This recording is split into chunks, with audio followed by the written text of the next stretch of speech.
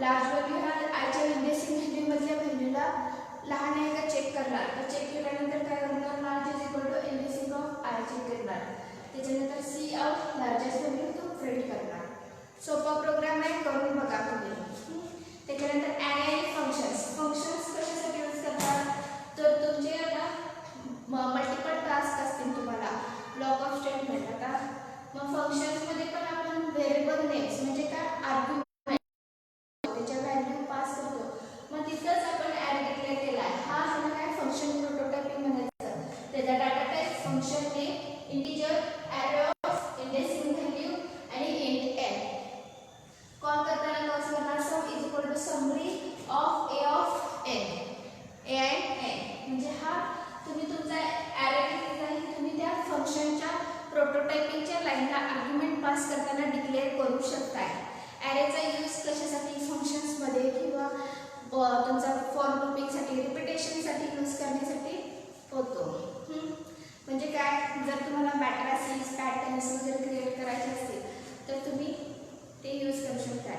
त्याच्यानंतर अजून एक पॉईंट मी घेतला होता, मल्टी डायमेन्शनल ॲरे.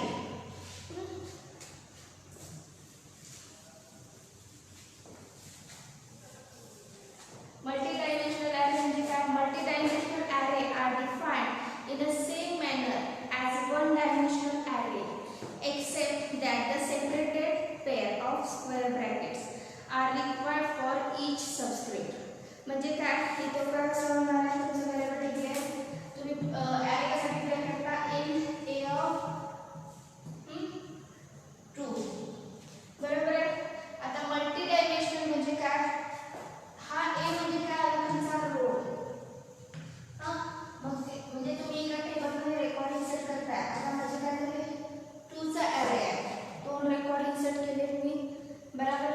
त्याच्यानंतर आता मला त्याचे कॉलम्स पाहिजे असतील तर काय होणार आहे, 1 2 म्हणजे काय झालं, ह्याचा इंडेक्सिंग आहे 0 1 0 1 2.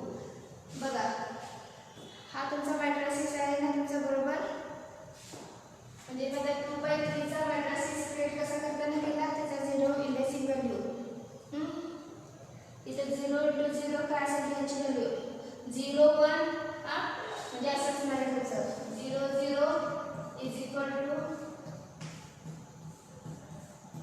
काय, माझ्याकडे इथे किती 4 असेल, 4 0 1 9 व्हॅल्यू 0 2 मीटर 6 डिग्री. परत जेव्हा हा वेळेला तेव्हा 1 0 8 डिग्री 1 1 7 डिग्री आणि 1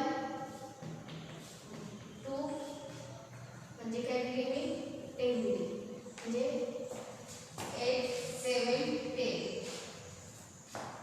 ह्याला काय म्हणायचं, मॅट्रिसेस. तुम्ही असं मॅट्रिसेस शिकलेला आहात 0 × 0 म्हणजे रोज अँड कॉलम्स. म्हणजे माझा फर्स्ट रो आहे म्हणजे जे त्याची इंडेक्सिंग व्हॅल्यू 0 असणार आहे, कॉलमची पण स्टार्टिंग व्हॅल्यू 0 असणार आहे.